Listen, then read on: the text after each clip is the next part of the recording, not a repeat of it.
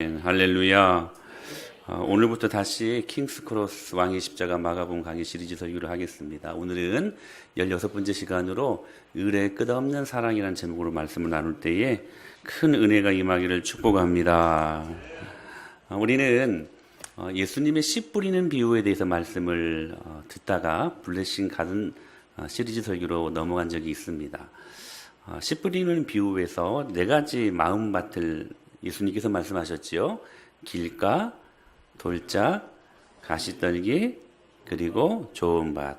결국 네 가지 같지만 그러나 결국에는 두 가지 밭입니다. 좋은 밭과 나쁜 밭.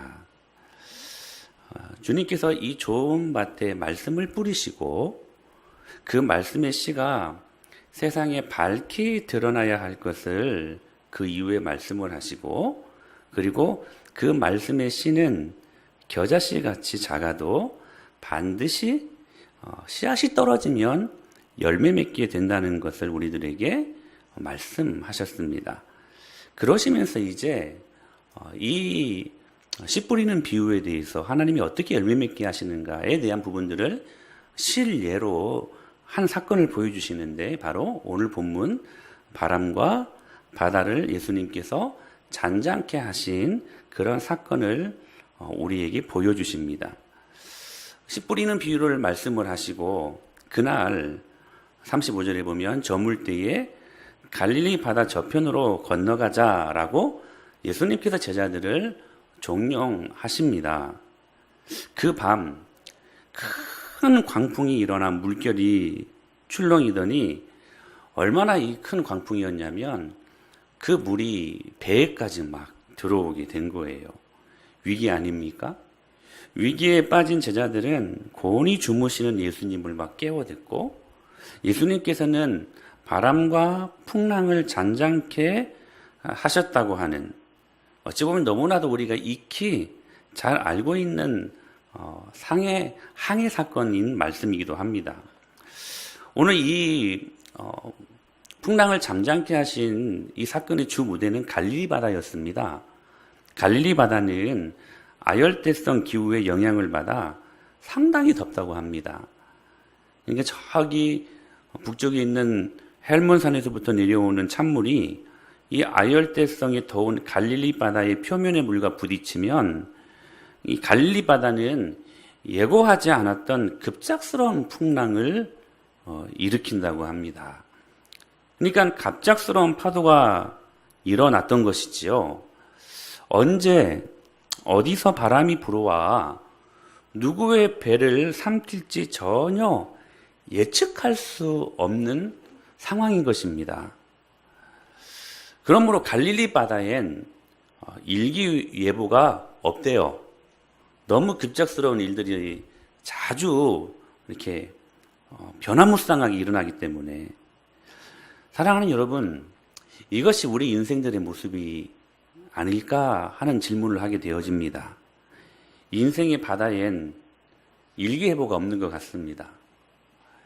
여기에서 문제가 터져서 이 문제를 해결하면 이제 좀 됐다 싶은데 또 여기에서 저 문제가 툭 터지고, 그래서 또 손살까지 달라가서 저 문제를 해결하고 나면 정말 예상치 못한 곳에서 우리는 여러 가지 많은 것들로 고통하고 어려워하고 있는 것이 우리 인생의 모습이 아니냐 하는 것입니다. 그런 의미에서 인생의 바다엔 일기예보가 없는 것 같습니다.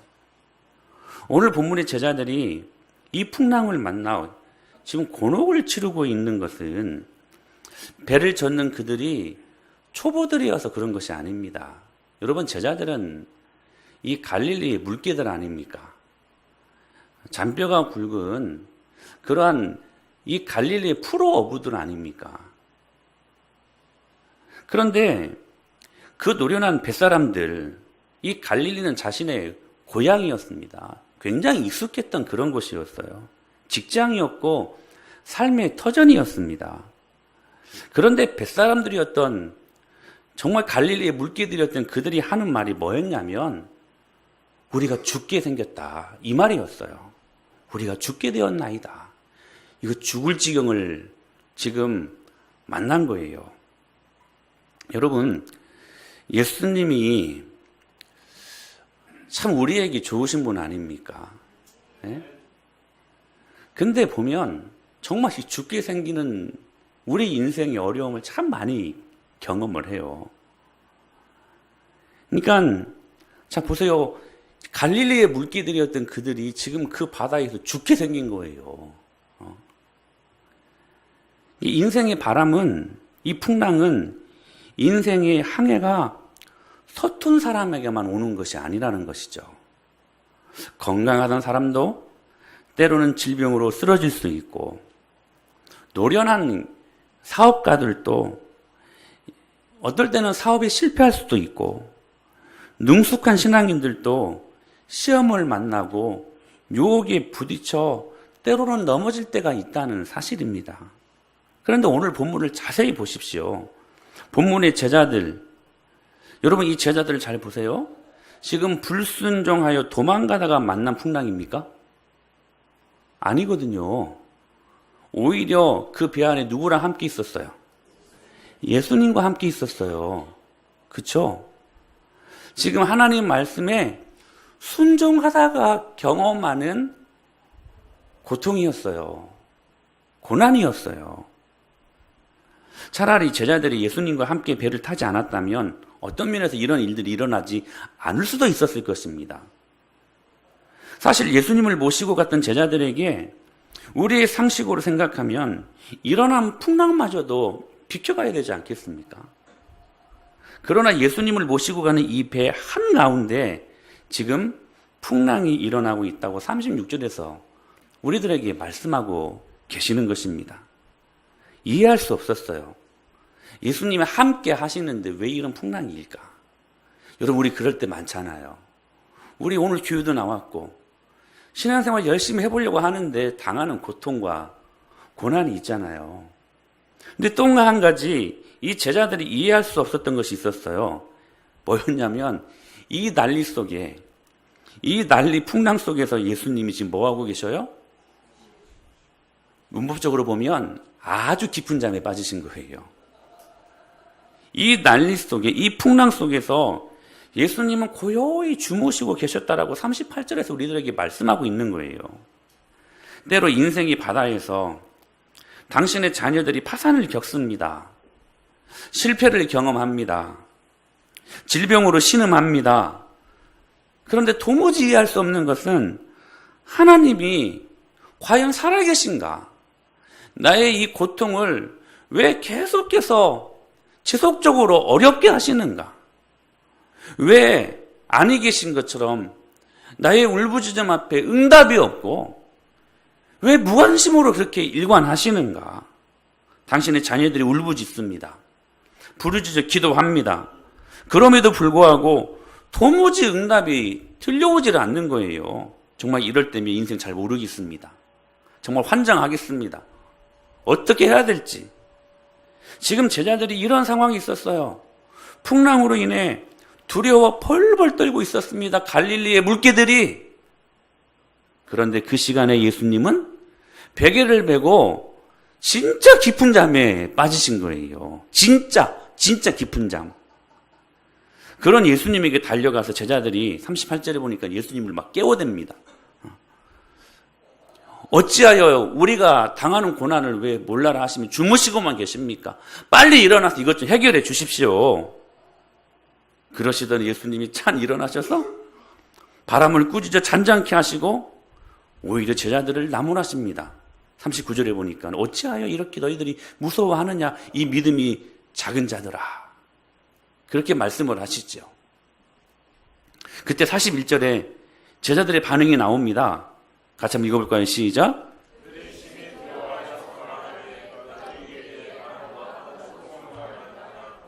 그때 비로소 제자들이 놀래요. 이 미친 이 광풍을, 이 풍랑을 잠잠케 하시는 이 사람이 과연 누구인가? 지금 제자들은 바람을 꾸짖어 잔잔케 하시는 예수님을 보고 놀랐다고 성경 기자는 말씀하고 있습니다. 예수님께서 인생들을 향하여 보여주시는 그 표적, 인생들을 향하여 보여주시는 그 능력, 그 능력에 초점을 맞추어 제자들이 예수님을 본 것이었습니다. 그러나 오늘 이 본문을 조금만 더 걸러서 깊이 말씀을 묵상하면 오늘 본문의 주제는 거기에 있지 않습니다.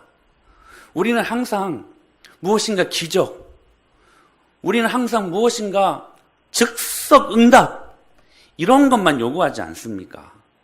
그래서 우리의 초점이 오히려 여기에 맞춰져 있는 것 같아요. 이것이 본문이 주는 참된 의미라고 생각하는 잘못을 범할 때가 있다는 거예요. 근데 오늘 본문을 조금만 깊이 있게 묵상해보면 거기에 주제가 있는 것이 아니에요. 제자들이 진짜 놀라야 될 일은 뭐냐면 그 풍랑이 잔잔케 되는 것도 기적이었고 그들이 경험할 수 있는 축복이었지만 더 큰 축복은 뭐냐면 그 광풍 속에서도 고요히 주무시는 예수님의 믿음을 볼 수 있는 것이라는 것입니다. 풍랑, 비바람 가운데서도 편히 쉬시고 주무시는 예수님의 그 흔들리지 않는 믿음 말입니다. 여러분, 우리가 오늘 이 시간에 말씀을 듣고 은혜를 경험하면 우리들 마음속에 막 믿음이 생겨요. 오늘 그 은혜가 임하기를 축복합니다. 하나님 말씀이면 되지. 이 말씀대로 한번 살아봐야 되겠다 하고 딱 집에 가거나 아니면 사업장에 하는 직장에 가면 제가 아까도 기도했던 것처럼 하나님 한 분만으로 안 될 것 같아. 네. 하나님 한 분만으로는 못 살 것 같아. 그래서 이것저것 주위를 살펴보고 하나님 말고도 의지할 대상들을 찾는 것이 우리들의 모습 아니냐는 거예요. 근데 오늘 본문에서 예수님의 모습을 보십시오. 그 풍랑 속에서도 여러분 깊은 잠에 빠지셨다니까요. 그러니까 예수님의 진정한 기적은 풍랑을 잔잔케 하신 사건이 아니고 그 풍랑 속에서도 예수님께서 주무시고 계셨다는 사실이에요. 이것이 오늘 본문의 의도입니다. 풍랑을 잔잔케 하든 거센 풍랑을 일으키시든 그것은 하나님의 일입니다. 아멘. 여러분 이 말씀을 꼭 기억하시길 바랍니다. 우리가 인생의 풍랑을 일으키는 거 아니잖아요. 하나님이 그렇게 허락하실 때가 있어요. 일으키실 때가 있고 잔잔하게 하실 때가 있다는 사실이에요. 하나님께서 하실 일입니다. 하나님은 여러분 기억하십시오. 그런 주권을 갖고 계십니다. 풍랑을 일으키실 수도 있고 그 풍랑을 잔잔케 하실 수도 있는 분이십니다. 그분 마음대로. 할렐루야. 그게 하나님의 절대 주권을 의지하는 우리들의 믿음 아닙니까? 하나님은 산을 세우기도 하시고 그 산을 무너뜨리기도 하시는 분이십니다. 그 주님의 절대 주권. 다만 우리는 그 주님의 절대 주권 앞에 할 수 있는 일이 뭐냐? 어떤 일들을 하시든지 그분을 신뢰하고 아멘. 그 풍랑 속에서도 평안할 수 있는 믿음, 그 믿음 말입니다. 이게 오늘 우리에게 진정한 축복이라는 사실이에요. 여러분, 기타 다른 종교에서도 마음의 평안을 위해서 얼마나 많은 수양과 도를 닦는지 모릅니다. 결국 모든 종교의 마침표는 자기 마음 평안이에요. 근데 여러분, 그 평안과 근본적으로 다른 우리들에게 있는 평안은 여러분 다릅니다. 그것은 예수님이 주시는 평안입니다. 이것이 여러분 세상의 것들을 이깁니다. 이게 이겨요. 이것은 내 노력으로 되는 게 아니에요. 내 수양으로 되는 게 아니에요. 이것은 주님의 은혜로 되는 것입니다. 할렐루야. 그분은 어떤 상황 속에서도 신뢰하고 그 풍랑 속에서도 평안할 수 있는 그 믿음 말입니다. 아직 내 상황이 안 바뀌었어요. 아직 내 환경이 그대로예요. 근데 중요한 것은 어제까지는 그 환경 앞에 벌벌 두려워 떨었는데 그것 때문에 한숨 쉬고 그것 때문에 아파했는데 어느새 내 마음 안에 주님의 은혜가 임하고 주님의 평강이 임하니까 상황은 여전 안 바뀌었어요. 그대로예요. 그런데도 불구하고 그것을 이길 수 있는 능력이 생기더라는 거예요. 이게 우리가 가질 수 있는 믿음 아닙니까? 이게 능력 아닙니까? 오늘 그 은혜를 경험할 수 있게 되기를 축복합니다. 여전히 똑같아요. 그러나 어제와 다른 것은 그 상황 앞에서도 뚫고 나갈 수 있는 기쁨과 능력이 우리 안에 부어진다는 사실이죠. 그래서 여러분 시편 23편에서 다윗이 고백을 합니다. 그 멋진 고백을 하지 않습니까? 여호와는 나의 목자시니 내가 부족함이 없으리로다. 많은 신학자들이요, 이 시가 사울에게 쫓겨다니면서 쓴 시라고 이야기들을 합니다. 자신의 목숨이 위태로운 상황 속에서 다윗은요 푸른 초장을 꿈꿉니다. 아니 그 상황이 지금 푸른 풀밭이었더라고. 그 현장 자체가 그렇게 고백하고 있었던 것입니다. 자신의 목숨이 위태로운 상황 속에서도 다윗은 하나님만 바라봤어요. 그리고 그 위대한 고백을 하지 않습니까? 내가 사망의 음침한 골짜기를 다닐지라도 해를 두려워하지 아니할 것은 주께서 나와 함께 하심이라. 주의 지팡이와 막대기가 나를 안위하시나이다. 여러분 얼마나 멋진 고백입니까? 우리 그리스도인이 할 수 있는 가장 위대한 고백 아닐까요? 그는 여전히 사망의 음침한 골짜기를 걷고 있었고 여전히 도망자의 신세였습니다. 언제 사울의 부하들이 자신의 등에 비수를 꽂을지 모르는 하루하루 어두움 가운데 살고 있었던 여러분 그 마음들이 이해되십니까? 특별히 우리 사업하고 계시는 분들 하루하루 주님 은혜 아니면 안 되잖아요. 하루하루 이 돈이라는 것이 이게 안 돌면 안 되잖아요. 그때 초조한 마음과 조급한 마음 견딜 수 있을지는 모르겠지만 다윗은 언제 죽을지 모르는 그러한 어둠 속에 살았거든요. 근데요 그 어두움이 다윗의 마음을 어찌할 수 없었습니다. 왜? 그는 고백했거든요. 여호와는 나의 목자시니 내게 부족함이 없으리로다. 그 주님과 함께하기에 그 주님 때문에 이겨낼 수 있었다는 것입니다. 다윗에게는 처한 환경과 상황보다 함께 하시는 분이 누구인지가 중요했던 것입니다. 여러분 현실 감각은 광야였지만 그러나 다윗에게 하나님이 함께 계시니 그것이 하나님 나라가 된 것입니다. 여러분 하나님 나라 천국은 죽어서 가는 것이 아닙니다. 오늘 내가 주님과 함께 할 수 있다면 주님과 동행하며 살 수 있다면 그것이 어떤 것이라 할지라도 그것은 천국입니다. 그것은 하늘 나라입니다. 다윗이 그걸 지금 경험하고 있었다는 사실이에요. 이 세상이 설명할 수 없는 평강이 다윗의 마음을 주장했고 오늘 저와 여러분의 마음을 주장할 수 있게 되기를 축원합니다. 그렇다면 이 평안을 어떻게 누릴 수 있을까?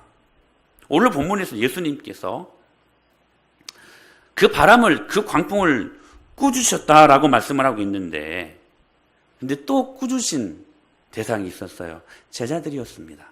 뭐라고 말씀하십니까? 왜 너희들이 두려워하느냐? 이 믿음이 적은 자들아 믿음 없음을 책망하셨어요. 즉 평안을 우리가 어떻게 누릴 수 있는 건가? 여러분 기억하십시오. 믿음의 문제라는 거예요. 믿음의 문제. 예? 환경의 문제가 아니라는 거예요. 풍랑이 문제가 아니라 그들에게 믿음 없었음이 문제였다는 거예요. 사랑하는 여러분, 믿음이 금입니다. 믿는다는 것이 얼마나 귀한 축복인지 몰라요, 여러분. 내가 전지하시고 전능하신 하나님을 믿을 수 있다는 거. 저는 이것처럼 귀한 축복이 또 없다고 생각합니다. 여러분, 자세히는요, 부부관계 속에서도 믿음 없으면 살 수 있어요? 없어요. 남편이 조금만 늦게 들어와 봐요. 믿음 없잖아요, 남편에 대한. 그것처럼 여러분 힘든 게 없습니다. 그걸 우리는 의부증이라고 하나요? 아내가 어디 잠깐 나갔어요. 근데 시간 맞춰서 여러 많은 늦게 돌아올 경우의 수가 있지 않겠어요? 차가 막힌다거나 중간에 누구를 만난다거나. 근데 그거 생각하지 못하고 만약에 아내에 대한 믿음이 없었다면 여러분 그것처럼 힘든 게 없어요. 그게 여러분 의처증이라고 하나요? 여러분 하물며 부부관계 속에서도 믿음이 필요하죠. 근데요 우리를 창조하시고 아니 온 우주 만물을 창조하시고 지금도 한 말씀으로 모든 것들을 움직이시면서 기도하는 하나님의 자녀들에게 하늘을 움직이고 땅을 움직이고 천사를 동원해서라도 우리의 기도에 선히 응답하시는 그 하나님, 하나님을 믿는다는 게 얼마나 축복이에요. 사랑하는 여러분, 오늘 믿음을 가지십시다. 믿음으로 사십시다. 그러니까 제자들이 바라보았던 풍랑이 문제가 아니라 그 풍랑을 대하는 믿음 없었음에 대한 문제를 지금 지적하고 있었다는 사실이에요. 사랑하는 여러분, 살다 보면 참 다양한 문제들을 경험합니다. 저도 이제 많이 살지는 않았지만 목회를 하면서 좀 많은 일들을 경험하는 것 같아요. 많은 문제들이 밀려옵니다.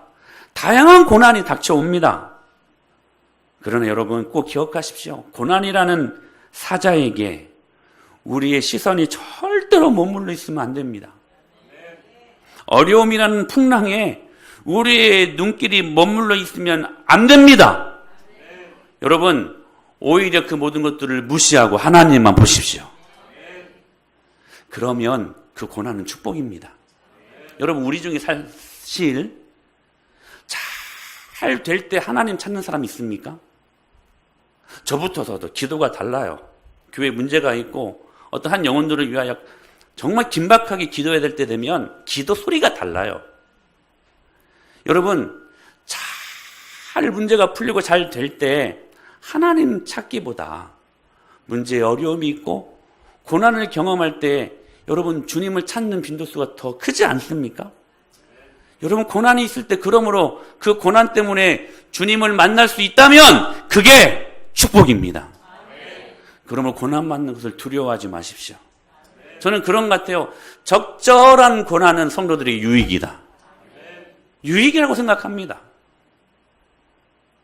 참 많은 고난이 있어요. 여러분, 그 고난이라는 그 부분에 함몰되어 있으면 여러분 그 문제 헤어나올 수 없습니다. 그 문제를 객관화시키십시오.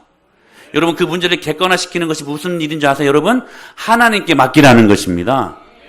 할렐루야. 그런데 오늘 본문에 보면 제가 언제도 계속 말씀을 드렸는데요, 이 말씀이 참 은혜가 돼요. 이게 엄청나게 크다 이런 단어가 3번 나와요. 3번. 헬라어로, 그리스어로 엄청나게 크다 이 말이 메갈레라는 말이에요. 메갈레. 여러분, 우리가 크다고 말할 때 영어에서 보면 3가지를 이야기하죠. 처음에 빅을 이야기합니다. 크다. 그보다 더 큰 개념이 뭐예요? 크다의 개념 중에 great 맞은가? great. 고마워요, 우리 하집사님 웃어줘서. 복이 있을지어다. 빅, 그보다 더 큰 영어의 개념은, 크다의 개념은 great. 근데 더 큰 개념이 있어요. 메가톤. 메가톤이라는 말이에요. 메갈레라는 헬라어에서 메가톤이라는 말이 파생되어 나온 거예요. 크다, 빅. 더 크다, great. 더 크다, 메가톤. 여러분, 태풍이 올 때 여러분 뉴스 일기예보에서 뭐라고 합니까? 빅 태풍이 온다고 이야기합니까? 그레이트 태풍이 온다고 말합니까? 메가톤급 태풍이 온다고 이야기하죠. 그 메가톤급. 지금 그 메가톤급 폭풍이 바닷가로 임한 거예요. 메가톤. 37절에 시작.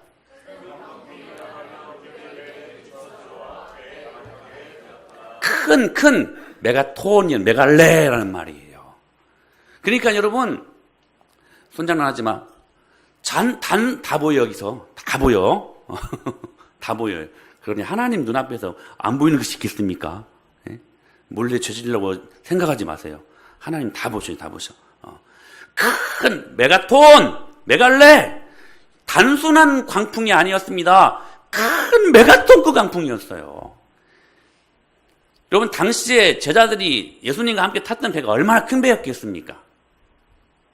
그냥 순식간에 집어삼킬 만한 큰 광풍이었단 말이에요.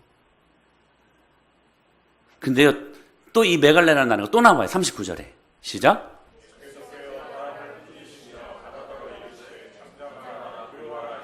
바람이 그치고 아주 잔잔한, 아주 메갈레. 똑같은 말이에요. 똑같은 말.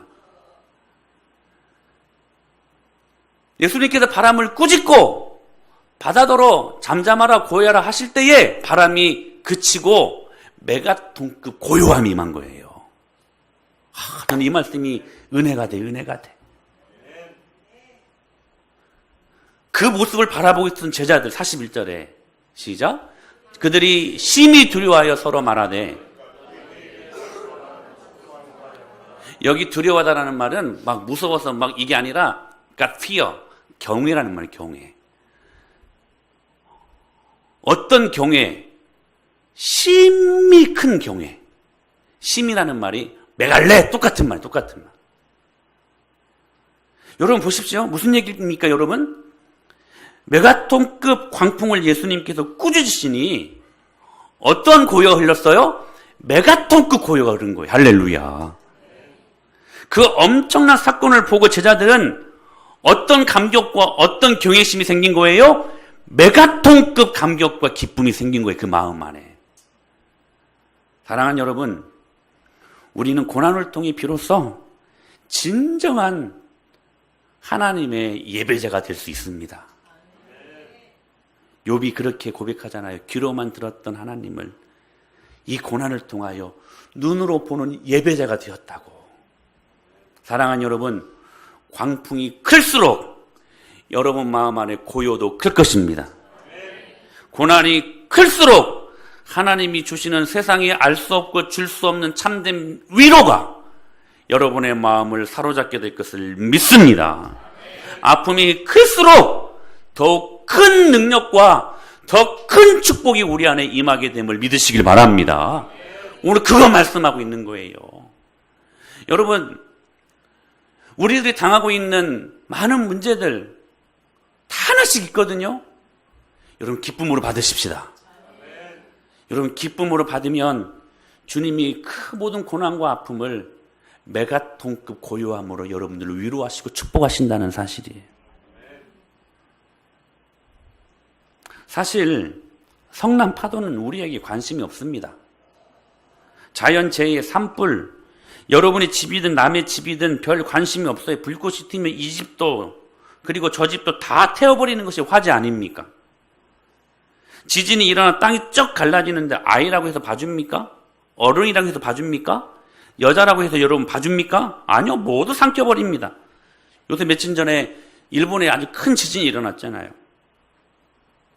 아무 생각 안 합니다. 그러나 그 자연을 통치하시고 그 자연을 다스리시고 그 자연을 향하여 명령하시고 심지어는 꾸짖기까지 하실 수 있는 그 예수님은 오늘 저와 여러분을 아끼시고 보호하시고 사랑하신다는 사실들을 잊지 않게 되기를 축복합니다. 오늘도 여러분의 성난 파도와 같은 고통과 눈물을 치료하시기를 기뻐하시는 하나님. 바다를 꾸짖으실 때에 아주 잔잔해졌더라. 메가톤급 광풍이었어요. 근데 잔잔하라, 고요하라 하니까요 순식간에 얼음장이처럼 변해버렸습니다. 오늘 그 은혜가 임하기를 축복합니다. 여러분 이 말씀을요 여러분 아멘으로 받으십시다. 저는 여러분 이 말씀이 여러분들 삶 가운데 열매 맺게 될 것을 믿습니다. 어떤 자들에게 아멘하는 자들에게 여러분 이 말씀 믿으십시오. 말씀은 현장성이 있어요. 말씀은 실제성이 있습니다. 아멘하면 우리의 삶 속에도 그대로 됩니다. 말씀하시고 이루신 하나님. 아멘. 그런데 오늘 본문을 보면서 한 성경의 인물이 생각이 나요. 하나님이 그 은혜를 주셨어요. 바로 요나라는 사람이었습니다. 요나가 불순종하여 도망가다가 풍랑을 맞습니다. 그것은 갈릴리 정도가 아니라 지중해였습니다. 더 큰 바다였어요. 그런데 왜 풍랑이 일어났나 제비를 뽑으니까 요나에게 원인이 있었던 거예요. 바로 그때 요나가 믿음이 없으면 할 수 없는 말을 합니다. 나를 이 바다에 던져라. 나 때문이다. 그러면 이 바다가 잔잔하게 될 것이다. 여러분 아무나 할 수 없는 말이었습니다. 사실 오늘 큰 광풍을 맞이하는 예수님께서 나를 바다에 던지라고 말한 적은 없거든요. 그런데 마태복음에 보면 요나보다 큰 자가 없다라고 그렇게 예수님이 말씀하셨거든요. 요나보다 큰 자가 여기 있다. 여기 자신의 정체를 드러냅니다. 여러분 좀 이상하지 않습니까? 예수님께서 비교할 때가 없어서 아브라함을 차라리 비교를 하지, 모세를 비교하지, 다윗을 비교하지. 이런 사람들보다 더 크다고 말씀하시지 않고 하필 우리의 기억 속에 불순종의 대명사라고 불리워지는 이 요나를 예를 들어 왜 말씀하실까? 여러분 지금 무슨 말씀을 하시려고 하시는 것일까요? 이거예요. 내가 진정한 요나다. 이것을 말씀하고 싶으셨던 것입니다. 바다에 자기 몸을 희생함으로 배 위에 있는 생명들을 살려내려고 하는 그 요나의 표적, 그 요나의 사인, 내가 너희들에게 보여줄 것은 요나의 이 표적밖에 없다고 말씀하셨던 그 예수님의 말씀 속에서 결국 예수님 자신을 던져 우리를 살려내시는 진정한 의미에서의 요나를 떠오르게 하신 것입니다. 여러분, 우리 인생에 불고 있는 풍랑을 인하여 명령하고 꾸짖으실 때에 그 풍랑이 순종할 수 있는 근거가 무엇일까요? 우리가 그렇게도 힘들게 느껴졌던 우리 인생의 풍랑과 그 거친 파도, 우리를 뒤집고 우리의 생명을 위협하는 그 풍랑을 향하여 내가 너를 잠잠케 하리라, 내가 너를 평안케 하리라, 구원하리라. 여러분, 이 선포를 어디에서 이루십니까? 십자가입니다. 여러분, 그 사랑이 느껴지십니까? 우리 하나님은 그렇게 오늘도 우리를 사랑하셔서 십자가에 못 박혀 돌아가신 분이십니다.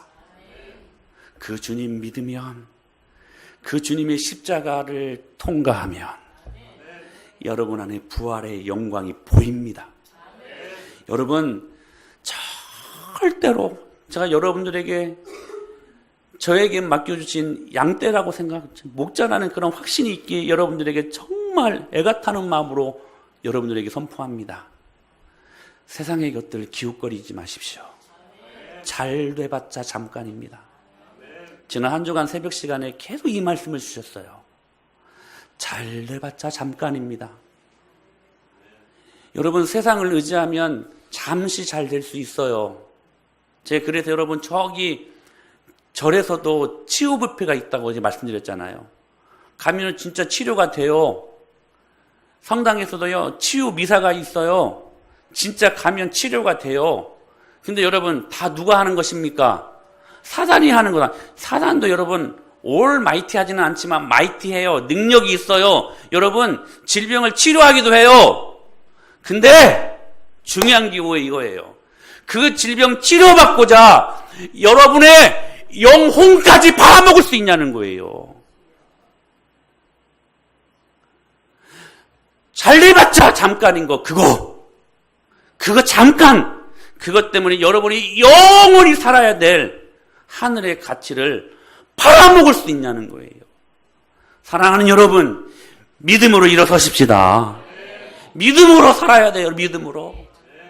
결국 주님을 믿는 믿음으로 나아가면 주님이 그 인생을 영원으로 인도하십니다. 영원으로 인도하십니다. 지금 받는 고난 때문에 아니요, 타협하지 마세요. 여러분, 그 잠깐인 거예요. 잠깐인 거. 정말 주님이 그 이후에 부활의 영광을 보여주십니다. 그 영광으로 서야지. 그 능력으로 서야지. 할렐루야. 그래서 주님은 이거 우리에게 주시려고 십자가에 못 박혀 돌아가시고 3일 만에 부활하셔서 우리에게 영원한 생명을 주시지 않았습니까? 여러분, 이 사랑이 느껴지십니까? 이런 면에서 굳이 비교한다면 우리 하나님은 울트라 을입니다. 을. 우리는 슈퍼 갑이고. 왜 그런 줄 아십니까? 더 많이 사랑하는 사람이 항상 약자이기 때문에 그렇습니다. 하나님은 을입니다. 왜요? 우리를 더 많이 사랑하시니까. 사회심리학에 요즘 계속 이런 책들을 많이 읽게 돼요. 최소관계의 법칙이라는 것이 있어요. 최소관계의 법칙. 뭐냐면 많이 사랑하는 쪽이 덜 사랑하는 쪽보다 약자일 수밖에 없다는 거예요. 여러분, 집에서 부모가 갑입니까? 자녀가 을입니까? 에? 똑같은 말이냐? 다시. 여러분들은 집에서 여러분들이 갑입니까? 아니면 자녀들이 갑입니까? 자녀들이 갑일 수밖에 없어요. 여러분 웃기게 하려고 했어요. 이거 주여. 여러분의 자녀들이 갑일 수밖에 없어요. 왜? 부모들이 자녀들을 더 사랑하니까. 그 내리사랑이라고 하잖아요. 자녀들이 부모 사랑하는 것은 연습해야 돼요. 치사랑이라고 하잖아요. 부모들이 더 사랑하니까 약자가 될 수밖에 없어요. 신혼이 어렸을 때 뭘 안 먹었어요. 지금하고는 비교가 안 되는데. 막 쫓아다니면서 먹이려고 해요. 저 같은 옆에서 있으면 그거 그냥 먹이지 말고 그냥 굶기고, 먹고 싶다고 할 때 굶기고.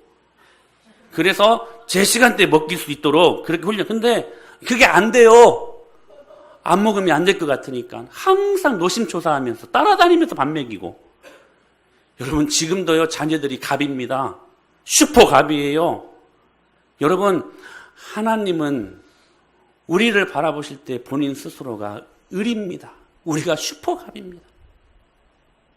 왜요? 하나님이 우리를 더 사랑하시니까. 누에가요 1500m 이상의 질기고 긴 실을 뽑아낸대요.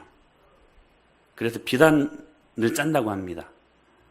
하나님은 창세기부터 계시록까지 이어지는 질기고 그 긴 사랑으로 때로는 아브라함을 택하시고 때로는 다윗을 택하시고 그리고 예수 그리스도 안에서 결국 저와 여러분을 부르신 분 아니십니까? 미국과 캐나다의 국경에 서 있는 나이아가라 폭포에는 1분에 1억 5천만 리터의 물을 쏟아낸다고 합니다. 여러분, 하나님의 이 기가 막힌 사랑은 이렇게 폭포수처럼 매일 우리들 마음 안에 부어지고 있음을 잊지 않게 되기를 축복합니다. 그 사랑으로 사는 거예요, 사랑으로. 우리를 끝까지 사랑하시는 질기고 긴 하나님의 본질은 다른 말로 자비라고 할 수 있어요. 자비. 이 단어가 히브리 성경에서는 오직 하나님만 수식하는 데만 사용한다고 합니다. 뭐가요? 자비라는 단어가. 근데 이 단어가요 어근이 뭐냐면 레헴. 무슨 말이냐면 자궁이라는 말입니다. 여러분 하나님의 사랑은 자궁입니다. 거기에서 생명이 잉태되고 생명이 탄생되어지고 거기에서 수많은 열매가 맺어지게 된다는 사실입니다. 저는 이 말을 참 귀하게 여기요. 무슨 말이냐면 하나님의 사랑은 대상을 창조하시는 사랑이라는 거예요. 어떤 사랑이라고요? 대상을 창조하시는 사랑. 무슨 말이냐면 우리가 사랑할 만해서 하나님이 우리를 사랑하신 것이 아니라 사랑으로 부르시고 사랑받을 만한 사람으로 만들어 가시는 하나님의 창조 행위가 오늘 또 이루어지고 있음을 믿으시길 바랍니다. 그게 하나님의 사랑이에요. 여러분, 여러분의 모습을 한번 보십시오. 사랑받을 만합니까? 생각하는 것들마다 하나님이 복 주시면 그것으로 하나님 앞에 은혜 갚는 삶을 살아야 되는데 하나님 앞에 복을 구할 때는 간절히 구하면서 그 복을 주시면 우리는 그 복을 다른 데 사용하려고 생각하는 것들마다 죄악덩어리 아닙니까? 우리가 사랑받을 만해서 이 사랑을 받는 것입니까? 아니요. 하나님은 오늘 또 그 사랑을 창조해 가신다는 거예요. 사랑받을 만해서 우리가 이 사랑을 받는 게 아니라 하나님이 그냥 사랑하신 거예요. 할렐루야. 구속은 하나님께서 약자가 되어서 인간편에 서신 위대한 사랑의 사건입니다. 그러므로 여러분 기억하십시오. 우리는 사랑을 받아야 사랑을 알고 사랑을 알아야 사랑을 하고 사랑을 해야 사랑을 받을 수 있는 것입니다. 여러분 십자가의 그 끝없는 을의 끝없는 그 사랑이 여러분의 모든 풍랑이는 아픔을 잠재우게 하시고 여러분이 경험하는 거센 파도 같은 여러 가지 많은 문제를 이기게 하시고 그 사랑이 결국 저와 여러분을 십자가의 사람으로 30배, 60배, 100배의 것들로 열매 맺게 하실 것을 믿습니다. 여러분 이번 한 주간 그 은혜로 여러분 능력 있게 살아갈 때에 하나님의 영광을 경험하는 저와 여러분이 될 수 있게 되기를 살아계신 예수님의 이름으로 간절히 축원합니다.